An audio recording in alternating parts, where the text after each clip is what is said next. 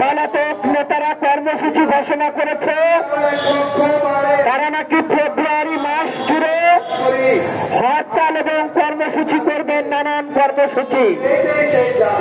আমি পলাতক নেতাদের উদ্দেশ্যে বলতে চাই, যেই নেত্রী পালিয়ে যায় তার নেত্রীর কর্মীরাও গোপনে থাকে, তারা রাজপথে নামার সাহস পায় না। তারা আজকে ভোর 5টার দিকে তারা নাকি লিফলেট বিতরণ করেছে। এদিকে আমি তাদেরকে বলতে চাই, যখনই লিফলেট বিতরণ করবেন শরীরে 1 নম্বর সরিষার তেল মেখে আসবেন, কারণ গত 17 বছরে আমাদেরকে যেভাবে নির্যাতিত, নিপীড়িত, নিবৃত্ত করেছেন সেই কথা কিন্তু আমরা এখনো ভুলে যাইনি। এদেশে শুধু বিএনপি, জামাত সহ প্রতিটি মানুষ যেইভাবে নির্যাতিত হয়েছে তারা মোকাবেলা করার জন্য রাজপথে তৈরি আছে। সরিষার তেল যদি না মাখেন তাহলে এদেশের মানুষ আপনাদেরকে যেই গণধুলাই দেবে সেই গণধুলায় এদেশের মানুষের হাত থেকে রক্ষা পাবেন না।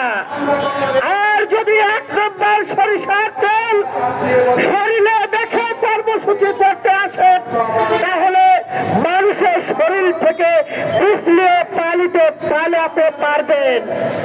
আজকে শেখ হাসিনা গত 17 বছরের অবৈধ টাকা লুটপাট করে ভারতে বসে বাংলাদেশের বিরুদ্ধে ষড়যন্ত্রে লিপ্ত হয়েছে।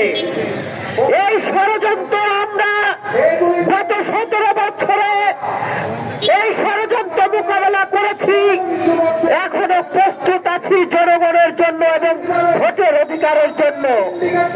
আপনারা কর্মসূচি দেবেন আর দেশের মানুষ আঙুল চুষে বসে থাকবে না। আজ থেকে আমাদের কর্মসূচি শুরু হলো। আমরা বাংলাদেশের প্রতিটি এলাকাতে বাংলাদেশের মানুষকে সাথে নিয়ে আমরা এদেশের অরাজকতার বিরুদ্ধে রাজপথে থাকবো। আমাদেরকে কেউ দাবাতে পারবে না। গত 17 বছরে এই ভারত আমাদেরকে শাসন এবং শোষণ করার চেষ্টা করেছিল। 200 বছর ব্রিটিশ শাসন করেছিল এই উপমহাদেশে। তারা 200 বছরে যত লুটপাট না করেছে গত 17 বছরে এই হাসিনাকে দিয়ে এই ভারত তার চেয়ে বেশি লুটপাট করিয়েছে। আমি যে কথাটি বলে শেষ করতে চাই, আজকে বীর মুক্তিযোদ্ধা সালাম ভাই আছেন, তারা যুবক বয়সে জীবনের ঝুঁকি নিয়ে পাকিস্তানের বিরুদ্ধে যুদ্ধ করে বাংলাদেশ নির্মাণ করেছে। আজকে এই প্রতিবেশী দেশ গোমূত্র খেয়ে বাংলাদেশকে শাসন শোষণ করার চেষ্টা করছে এবং তারা চোখ রাঙিয়ে কথা বলার চেষ্টা করছে। আমরা দেখছি এই বিজেপির নেতারা নাকি বাংলাদেশে 1 মিনিটে দখল করে নেবে। তাদেরকে প্রশ্ন করতে চাই, কয়টি যুদ্ধ করেছেন? বাংলাদেশের মানুষ যুদ্ধ করতে জানে, জীবন দিতে জানে, রক্ত দিতে জানে। কাজেই বাংলাদেশের মানুষকে ভয় দেখিয়ে লাভ হবে না। শুভেন্দু অধিকারী বলেছেন তিনি নাকি 1 মিনিটে বাংলাদেশ দখল নেবেন। শুভেন্দু অধিকারী বাংলাদেশের কৃষক যারা আছে তারা একাই যথেষ্ট সীমান্তে পাহারা দিচ্ছে।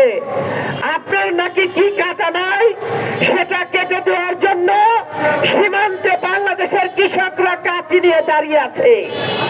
গোমূত্র খেয়ে হুঙ্কার দেবেন না বাংলাদেশের মানুষ বীর এবং বীরের জাতি। এই বীরের জাতি কিভাবে বিদেশি আগ্রাসনকে রুখে দিতে হয় সেটা ভালো করে জানে।